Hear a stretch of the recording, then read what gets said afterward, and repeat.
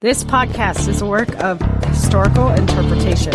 While we strive for accuracy, some aspects of history are open to interpretation and debate. Thank you for listening.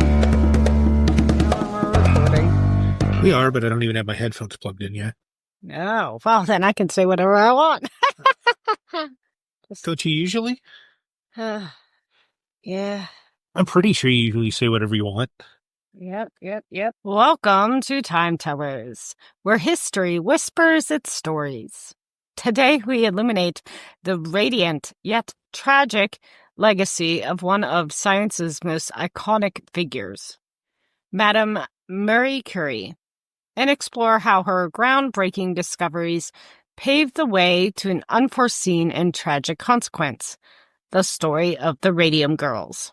Marie Curie, born Maria Skłodowska, was in Warsaw, Poland in 1867, grew up in a family deeply committed to education, despite facing political oppression under Russian rule. Russian authorities harshly suppressed Polish culture, language, and traditions, attempting to replace them with Russian customs. This period saw strict censorship, limited freedoms, and widespread discontent. We're talking about 2025, right? No. We're talking about the 1860s. Oh, okay. I thought you got in your little time machine. No. Oh, okay. In fact, in 1863, this is before she was born, a significant rebellion known as the January Uprising occurred but was quickly crushed, further fueling the desire among Poles, including what will be young Marie Curie, to preserve their national identity. Determined and resilient, Marie faced significant gender barriers. She enrolled secretly in the Flying University at Warsaw. What is the Flying University, you ask? Well, I will tell you. Did I ask? You're supposed to.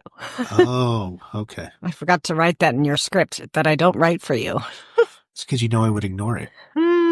True. The Flying University was an underground educational movement in Poland during the late 19th and early 20th centuries, created to counter Russian restrictions on higher education, especially for women. It operated secretly, changing locations frequently, thus the name Flying. Classes were held privately in homes, apartments, or hidden spaces throughout Warsaw and other cities. This university offered Polish language, culture, sciences, and philosophy courses. After that, Marie Curie studied at the Sorbonne in Paris from 1891 to 1894, earning degrees in physics in 1893 and mathematics in 1894. During her studies, she struggled financially and supported herself by giving private lessons and tutoring students. She lived modestly, often barely able to afford food or heating for her small rented room. This sort of reminds me of when I was doing my field studies and student teaching, because my job at the time was substitute teacher, so I couldn't do my job. And not so much of field studies, but the student teaching part of it, I was doing the job for no pay, in fact, paying for the privilege of doing the job. So abused. Got it. Yeah. Then had a little part-time job at a hotel where I did breakfast in the mornings on the weekends for $10 an hour. Yeah. Fun time. Exciting. Did you have to cook or were you a server? No. Well, pre-COVID, we cooked. Post-COVID, we had to have all the packaged foods. And when we started running again, operating again. Here's your bagged donut. Pretty much. Your gas station pastries. No, you're not wrong. For $9 a pop because it's a hotel. Well, it was free. It was included in their room. Marie, I was just thinking of the little fridges in the rooms. Here's your $3 can of pop. No, not that. Marie met Pierre Curie through her scientific network in Paris. And after collaborating closely, they married on July 26, 1895. Their partnership would lead to some of science's most groundbreaking discoveries. Curie, along with her husband Pierre, discovered two new radioactive elements in 1898. Polonium, named after her homeland, and radium. Marie often spoke fondly of Pierre in her letters. In fact, one of the letters says, "Our work drew us closer together. Pierre was my companion, my guide, and my partner in everything." Aw, how sweet. Marie's groundbreaking discoveries revolutionized science, earning her not one, but two Nobel Prizes, one in physics in 1903 alongside Pierre and Henri Becquerel, and chemistry in 1911 as the sole recipient. Her daughter Eve Curie described her mother's quiet dedication. Marie saw in radium not wealth, but a powerful beacon illuminating the path of scientific exploration. That was a quote from her daughter. So that gives us some information on Marie Curie, who, for some reason, I was mildly obsessed with in elementary school because I read a biography about her. Actually, it might have been an autobiography. Or at least had a lot of her journals in it. Can you tell our readers the difference? Yes, I can. Can you? Just kidding. I was actually going to answer too. Well, go ahead. No, never mind. Go right ahead. No. A biography is written about someone by somebody else. An autobiography is written by that person themselves. I am an English teacher. By the early 1900s, radium had captured the public imagination, marketed as a miraculous substance with nearly limitless healing potential. Companies enthusiastically infused it into everyday products such as toothpaste, cosmetics, health tonics, and even chocolates, promising energy, beauty, and vitality.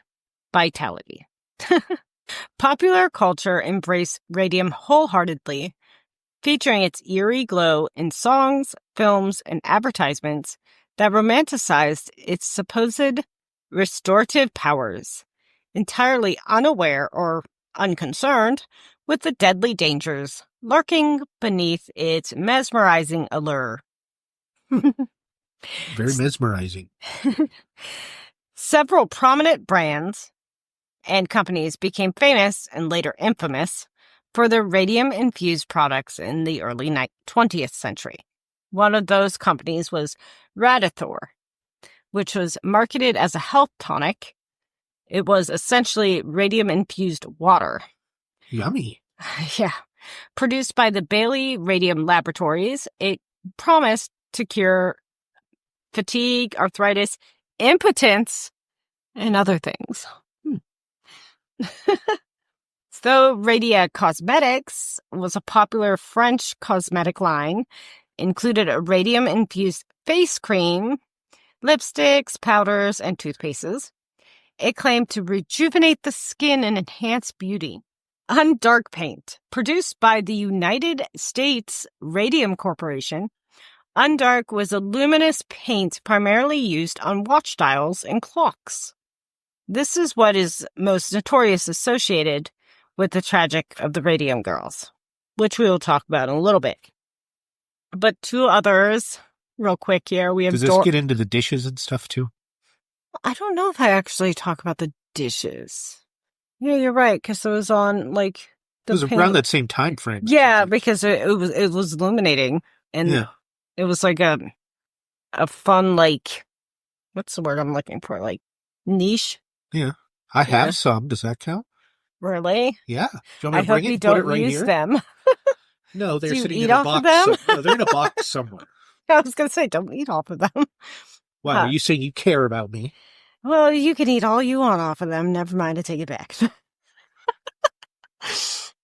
Doormat radioactive toothpaste. It literally says radioactive. So you're active on the radio, got it. This was from Germany. It was a toothpaste that was advertised to whiten teeth and strengthen gums. through its radioactive ingredients. Totally the opposite of what it does. And radione tablets sold as an energy supplement. Radione tablets were advertised as treatments for weakness, lethargy, and even sexual dysfunction. So you need more radioactivity? I don't know. Now, granted, this is before the public, at least, realized that's not good. Radioactivity, is it good? No. So let's talk about the Radium Girls. Radium's popularity in the 1920s led to a booming factory life across America. Notably, again, the United States Radium Corporation. Young women, known today as the Radium Girls, painted watch dials with the luminous radium-infused paint. They were instructed to sharpen their brushes with their lips, unaware of the deadly substance they ingested daily. One survivor, Grace Fryer, courageously recounted her experience in court. Did the lips glow? They did. Yeah. Yeah. She said, "At first, we laughed. Our mouths glowed, and we joked about it. But soon the laughter faded. Our teeth fell out. Our jaws disintegrated. We were betrayed." Terrifying. That is just... that is just so scary. But who would think that was a good idea? I mean... One could assume at least the layperson, didn't realize what radioactive meant at that time period. But they quickly found out. So user error. Where was OSHA and the MSDS sheets when you need them? Another young woman named Catherine Donahue documented in her diary, "Every day brings more pain. They said radium was good for us. They're telling them that it's good for them. They're like employers. But it's killing us slowly." The Radium Girls earned approximately 1.5 cent per dial painted, averaging about $15 to $20 weekly during the early 1920s. Adjusted for inflation. Because you knew I was going to ask. Yes. That's roughly equivalent to earning $250 to $350 per week today. At the time, this wage was considered relatively good pay for young women, especially compared to other available jobs such as domestic work or other factory labor in less specialized industries. However, this wage, although attractive at first, was tragically inadequate compensation for the severe and ultimately fatal health consequences they unknowingly endured, or would endure, or would have to go through, and would die from. In the 1920s and the 1930s, a series of groundbreaking lawsuits emerged from female factory workers, now known, of course, as the Radium Girls, who suffered severe illnesses after painting watch dials with the radium-infused paint. U.S. companies largely stopped using radium-based luminous paints by the late 1960s. Yes, 60s. However, significant reductions began much earlier, probably because they were getting sued. In the 1940s, due to increased awareness, partially because of the court cases, of the radiation dangers resulting from the Radium Girls lawsuits and growing scientific evidence, that's when they would start reducing the amount of radium being used. So one of the cases was the New Jersey case. I meant New Jersey case. I have no idea why I read that as New York and then put Jersey in there. The New Jersey case. You better not be getting New York and New Jersey confused. Right. I would get in a lot of trouble for that. Yeah, you would. With me. Not scared. You sure about that? Yep. I have control over what you say. Which was in 1927 and 1928, workers from the United States Radium Corporation in Orange, New Jersey, led by Grace Fryer, who we mentioned earlier, filed lawsuits after developing serious health issues, including bone deterioration and radiation poisoning. Yay. Initially delayed by company resistance, of course, the case gained national attention and public sympathy. Ultimately, a settlement was reached in 1928, awarding the women financial compensation and lifetime medical expenses. Although that sounds great, many of these women died shortly after. So smart business move. Here you go. It sounds like you're getting a good deal. But you're not, because you'll only live for another 6 months. Yeah. In the 1928... Make sure you sign an NDA saying that... Right. 1928 New Jersey case, workers from that corporation received roughly $10,000 each, which is approximately $175,000 today. Really doesn't seem like that much. Plus, of course, their medical expenses for however long they managed to stay alive. What? Then there was the Illinois case, which was about a decade later, 1938 to 1939. This is with Catherine Donahue and her co-workers from the Radium Dial Company in Ottawa, Illinois, fought fiercely for justice despite aggressive corporate tactics to discredit them. Their case, brought before the Illinois Industrial Commission, resulted in a landmark ruling affirming that the company knowingly exposed workers to hazardous conditions. The Illinois Supreme Court upheld that decision in 1939, setting a powerful legal precedent. In this case, the women, including Catherine Donahue, received smaller settlements. Some received less than $5,000, around $100,000 in today's terms, and then, again, their medical care cost.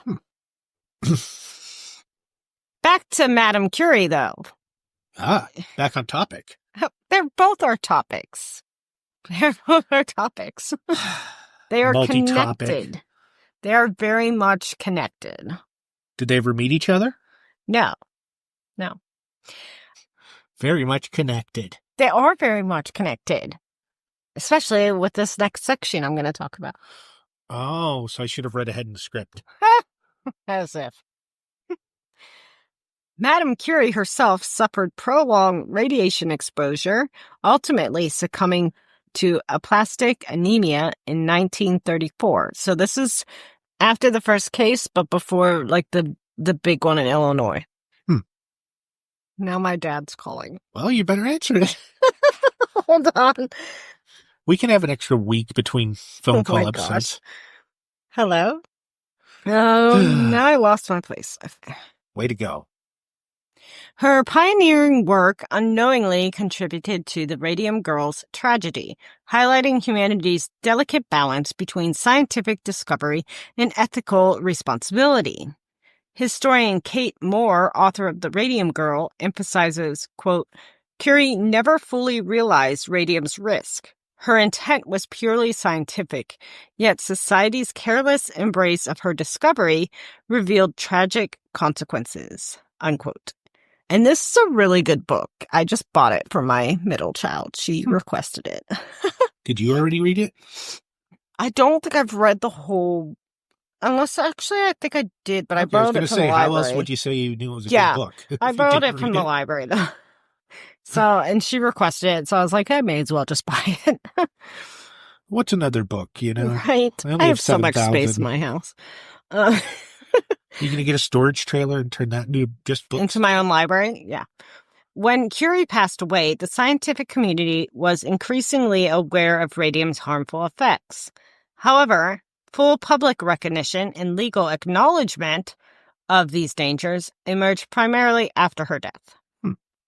Curie's research laid the scientific foundation for understanding radiation, but she did not witness or directly address the tragic industrial misuse of radium that affected the Radium Girls.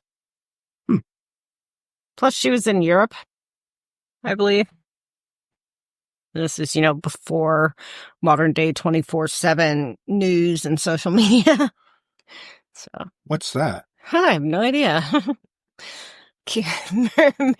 Marie Curie in the Radium Girls story resonates strongly in popular culture. Again, Kate Moore's best-selling The Radium Girls, which I do recommend, and Lauren Rednick's graphic novel called Radioactive, later adapted into a 2020 film featuring Rosamund Pike, reignited public fascination.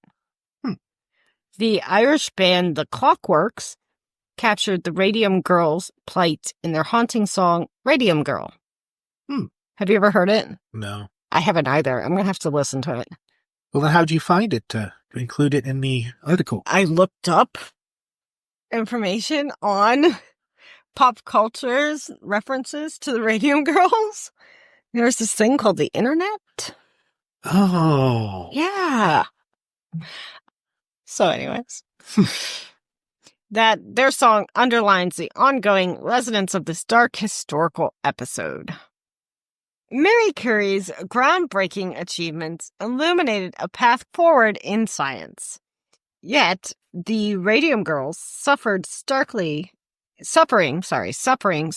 reminds us of progress's potential price that we as a society have to pay. Or, the people involved in it. Together, their intertwined stories shaped a powerful legacy, celebrating scientific courage while cautioning us against unchecked enthusiasm. So this is another episode that was going along with our Women's History Month. Wouldn't this be the last one? I think. Oh, we need to look at the calendar. I haven't switched. Yeah, the calendar that you still have on February. Yeah, this will be it. Yeah, this will be the last one. Plus, there'll be one more mini. 2 minutes. Tiny. Well, after this, there'll be one tiny left. Right? Because I only did 4 tinies. Was I supposed to put a tiny up today? Yes. Oh. Did you forget? Yes. Don't you dare edit that out. Well, it's okay. So we'll have the one on the 20th and the 27th. Well, I guess... You're giving him some side eye right now. Well, I'm guessing the one for today will be up later then. Sounds good. And I believe that one's Abigail Adams. Yes. So that should be up whichever sometime one you today, the numbered 13th. that way. I think that's what I did. Double check. I even sent you the artwork and everything. Yeah, I know. For shame. Yeah, it's Abigail Adams. Yes, it is. Well, no, I was just double checking that. Yes. All my pretty little pictures. Yeah, that's like all you send me is like artwork. What else am I supposed to send you? I don't know. And then I send you pictures of my shopping cart. Yeah, because that makes sense. Yeah, hot dog buns, sauce, Wow. monster. If you guys are still listening, thank you for that. And there's your shopping. My monster that's in your shopping cart. Thank you for that. You mean 2 of them?